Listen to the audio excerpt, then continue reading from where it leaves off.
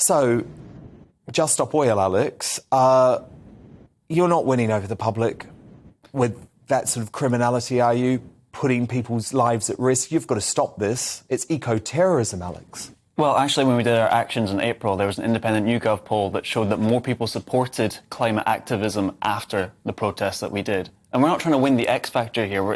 This is not a popularity contest. We're trying to make change because we're in a climate emergency. Are you trying to kill people? No, of course we're not trying to kill people. Why are your people protest. currently tunnelling under roads and actually trying to make the roads so unstable that the HGV trucks, if they drove over, could potentially crash? I mean, the way to make that situation safe is for the police to shut down that road, as is their legal duty of care.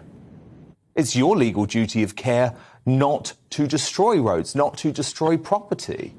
You're just anarchists, aren't you, Alex? No, of course we're not anarchists.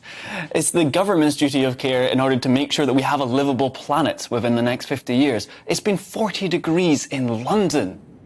40 degrees. Yeah. It was so hot that birds fell out of the sky. Train tracks spontaneously combusted. In France, they have to put out wildfires with liquid manure. In the North Pole, it was 27 degrees last month. So hot you would take your jumper off at the North Pole. So what's your argument in terms of oil specifically? Because you must understand that we are facing an energy catastrophe over winter. Of course. Yet you want no production of fossil fuels. Am I correct?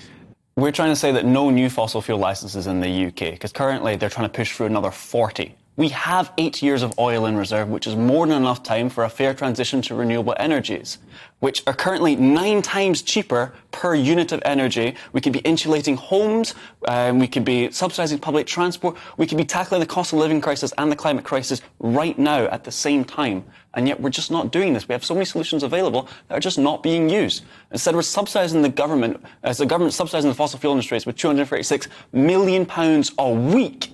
Every single week during this cost of living crisis. That's such a waste of money. Do you think that's a good idea?